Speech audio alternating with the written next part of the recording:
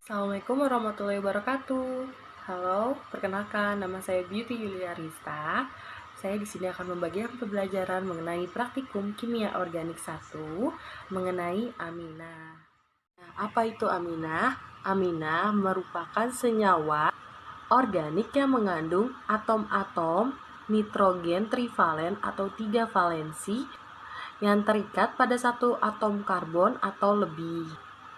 Lalu amina ini boleh dikatakan sebagai turunan amonia atau NH3 karena senyawa amina ini mempunyai struktur seperti amonia di mana salah satu atau lebih atom hidrogen pada amonia diganti gugus alkil atau aril.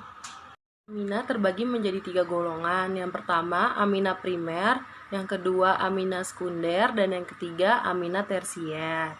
Untuk amina primer, bila yang diganti hanya 1 atom H. Lalu amina sekunder bila yang diganti hanya 2 atom H.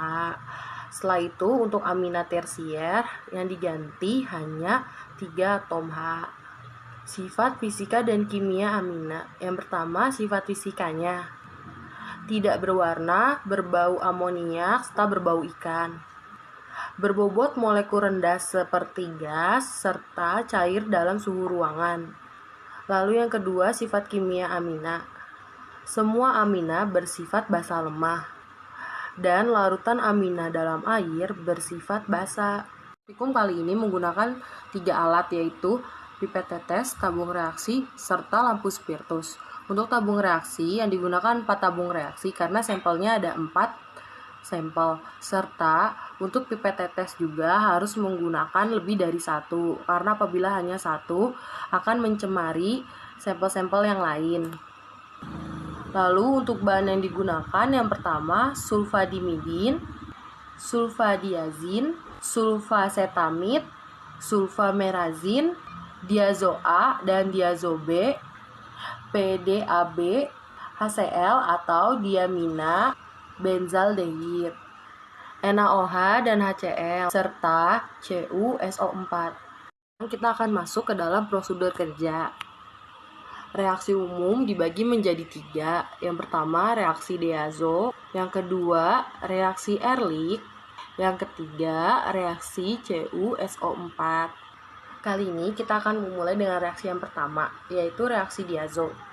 Reaksi diazo yaitu bertujuan untuk membedakan amina dengan golongan aromatik primer, sekunder, dan tersier dengan menggunakan reaktan diazo A dan diazo B dengan sampel amina.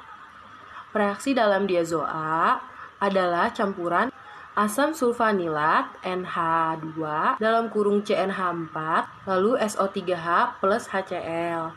Sedangkan reaksi diazo B adalah campuran dari NaNO2 plus H2O. Reaksi diazo digunakan 4 sampel. Yang pertama sulfadimidin. Sulfadimidin merupakan zat yang menghambat sintesis bakteri asam hidrofolik dengan cara bersaing dengan asam parabenzoat untuk mengikat sintasease dihidrokteroat. Lalu untuk yang kedua menggunakan sampel sulfadiazin. Sulfadiazin ini digunakan untuk menangani sejumlah infeksi akibat bakteri dengan cara membunuh atau perkembangbiakan dari bakteri tersebut. Lalu yang ketiga ada sulfasetamid.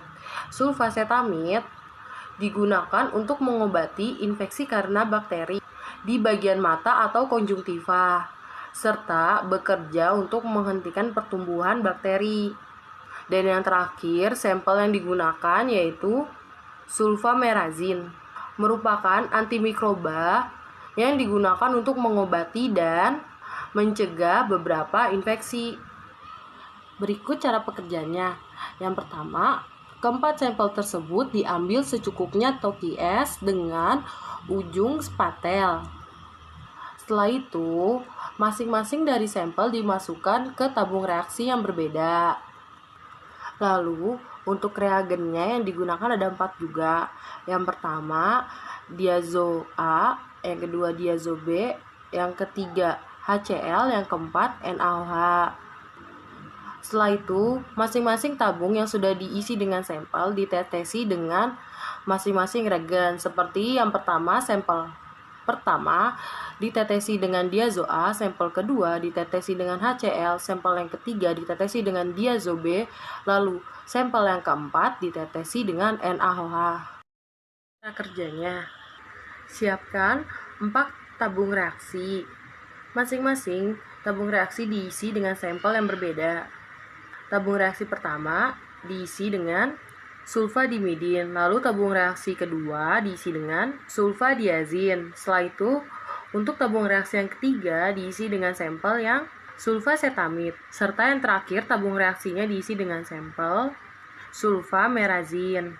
Keempat sampel tersebut diambilnya secukupnya atau QS dengan cara menggunakan ujung spatel. Setelah masing-masing sampel masuk ke dalam tabung reaksi, reagen yang digunakan pada reaksi diazo yaitu diazo A yang berisi asam sulfanilat dan HCl. Lalu diazo B yang berisi NaNO2 dan H2O. Kemudian HCl dan NaOH.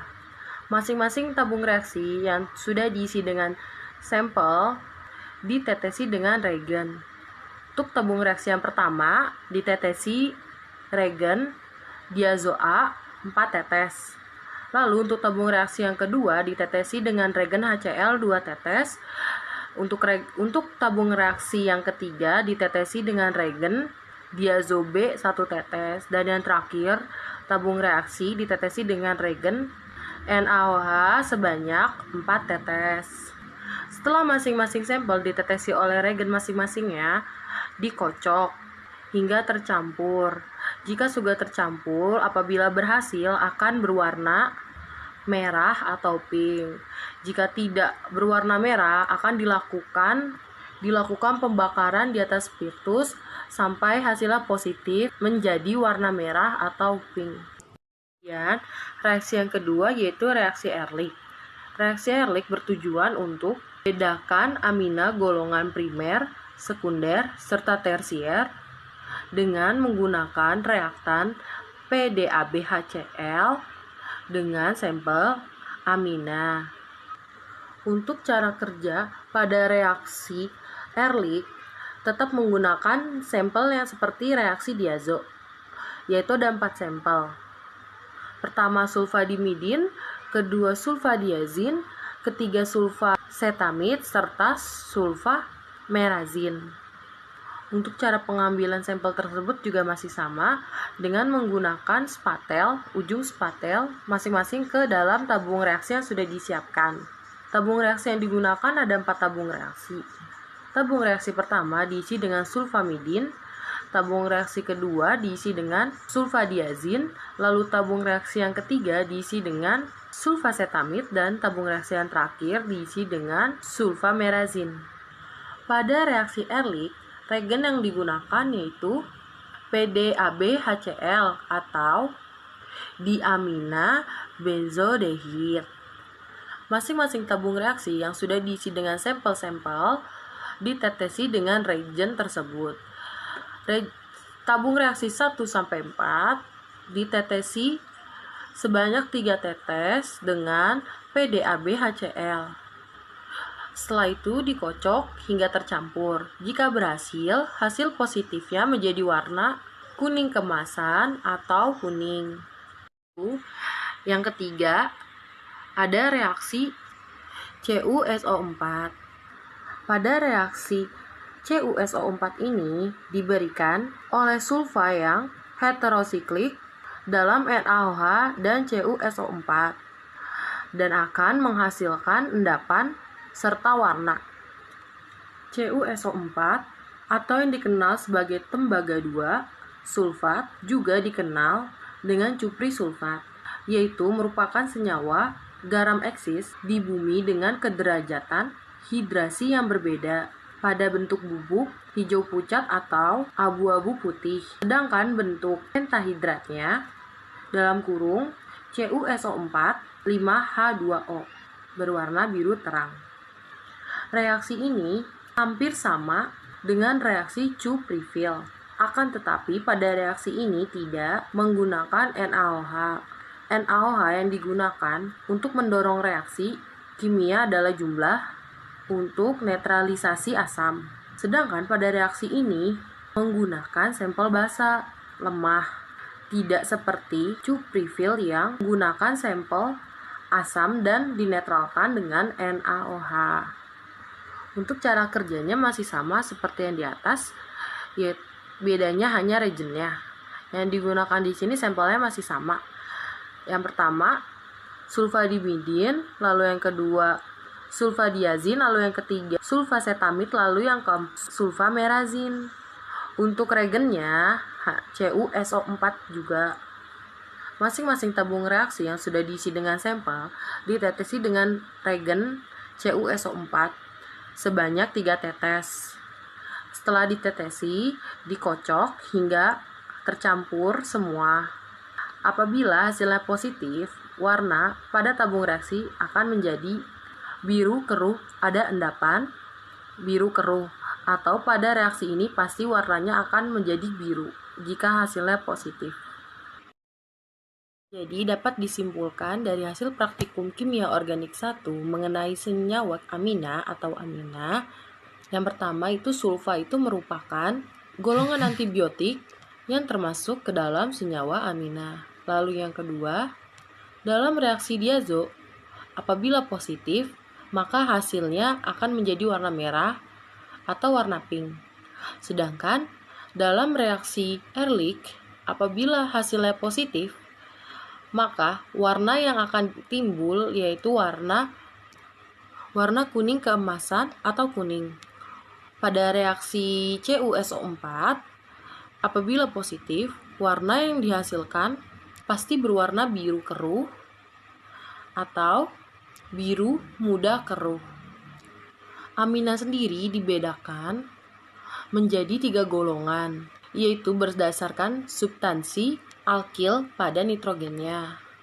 Serta amina merupakan senyawa organik dengan gugus fungsional yang hanya terdiri dari senyawa nitrogen atom dengan pasangan sendiri. Gugus dan pada struktur amina dapat berupa alkil dan kedua gugus terdapat berbeda atau sama antara satu dengan yang lainnya.